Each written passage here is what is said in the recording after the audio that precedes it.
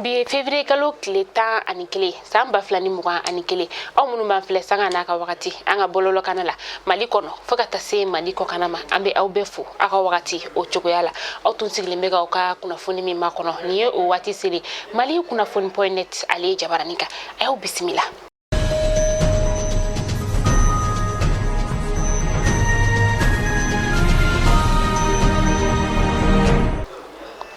Ni ye a siɲɛ fɔlɔ ye kabini an ka minisiri ɲɛma n'o ye Moktar Wani kunu février kalo tile 10 san 2021 ani an ka parti politique tigilamɔw an'olu sigira ka kuma in kɔnɔna la sa a bolila fɛn fanba min yɛrɛ kan sa o de ye kalafili nata ale koɲaw olu ye. Comité de suivi de l'accord d'Alger olu maaw fana bɛna fara ɲɔgɔn kan bi kiralikaw fɛ yen nɔ n'o bɛ bɛn février kalo tile 11 ma ni ye a siɲɛ fɔlɔ ye kabini san 2015 ni bolonɔbila sɛbɛn ni o kɛra walasa maa gansɔn olu bɛ se ka dan sigi u ka kɛlɛw la cogoya min na olu fana bɛna fara ɲɔgɔn kan an ka jamana kɔrɔyan fan fɛ. Mauritanie jamana ɲɛma n'o ye Mohamed Ould Ghazouani ale ye wele bila an ka jamana ɲɛma masa ni o ye Bandaw ye. Bandaw a bɛna taa Mauritanie jamana o kɔnɔna la bi février kalo tile 11 san 2021 Mauritanie jamana ɲɛma a y'a wele kun min na sa o de ye C5 Sahel jamana ɲɛma olu bɛna sigili min kɛ février kalo tile 14 ka taa kuncɛ a tile 16 la Njaminakaw fɛ yen nɔ n'o ye Tchadikaw ka jamana o kɔnɔna ye u bɛna taa sigi ka fɔ kɛ olu baaraw koɲa kan.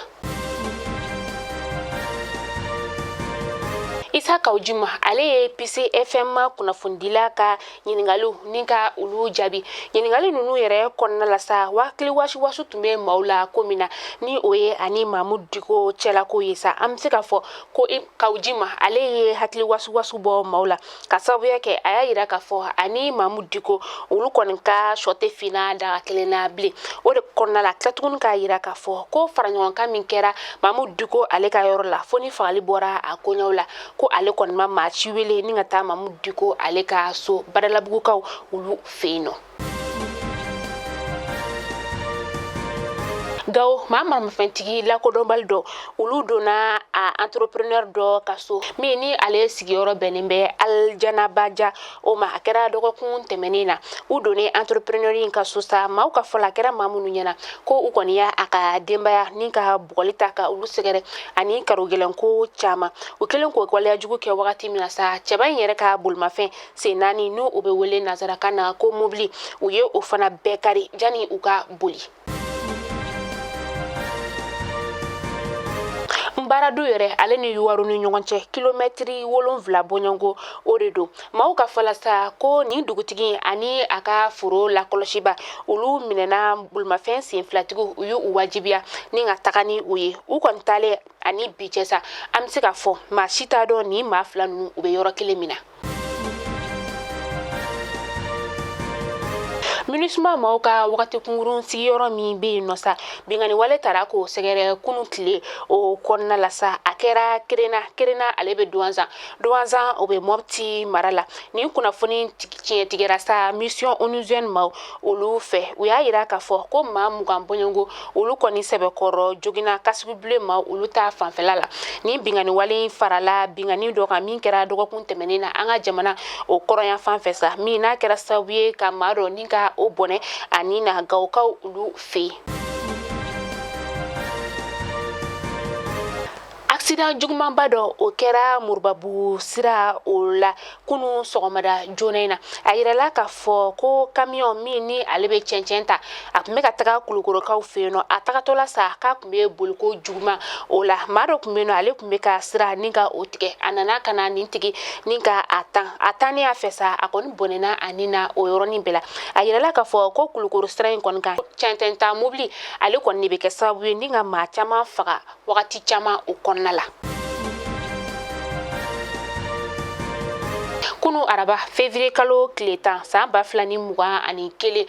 kati meri ma ulu tumbe kunnafondila ulu ɲɛma a cɛkɛlaw be t'u jɔ maa 114 o boɲangola kuma dira maa min masa u bɛɛ tɔgɔ la o de ye Sheikh Umar Bare. Sheikh Umar Bare a y'a yira kunnafonidilaw la k'a fɔ ko gɛlɛyaba bɛ ulu kan u ka cakɛyɔrɔ la ka sababuya kɛ u ka sara wari o tɛ dila cogoya la wa u ka sara wari la fana amo ale wari bɛ tigɛ ka bɔ la nka u ka amo a tɛ ka ta a tacogo la fo ka taa se INPS o fana ma o kɔnɔna la sa u ye kunnafonidilaw wele ni ka u ka dusuman kasa ka o yira k'a fɔ ko u bɛ gɛlɛyaba la u ka nin yɔrɔ in a la.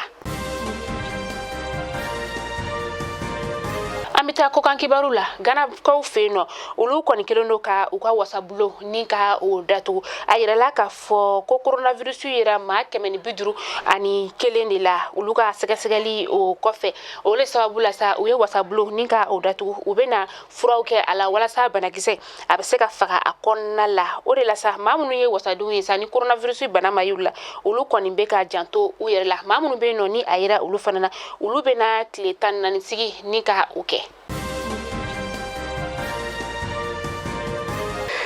Madagaskarkaw ka jamana o kɔnɔna la sa u ka kɛnɛya bolofara minnu bɛ u ka jamana o kɔnɔna la u ka musolajiginaw fo ka taa se u ka sɛgɛsɛgɛli yɔrɔ olu masa olu fana kɔni bɛ ka u ka tile sabanan baarabilaw ni ka olu boloda bi alamisa février kalo tile 11 san 2021 na sa a baarabila kɔni a bɛ u ka jamana fantan 4 bɛɛ fɛ a kun ye fɛn min sa o de ye k'a yira k'a fɔ ko u ka jamana marabagaw kun ka kan ka nafolo dɔ d'u ma coronavirus bana alo ko la u ye layidu ta u ye a bɛ kalo 8 bɔɲɔngo bɔ bi nka a layidu si ma tɛmɛ u ka jamana marabagaw olu fɛ. Mali kunnafoni jabarani lajɔ aw kulo garizigɛ kɛra ni kunnafoni de bi ni k'a da aw bɛɛ kulo kan aw ni ce aw ka lajɛliko ɲuman na aw k'an bɛn diɲɛ waati wɛrɛ ala ka tile tɛmɛ ko ɲuman di an bɛɛ ma.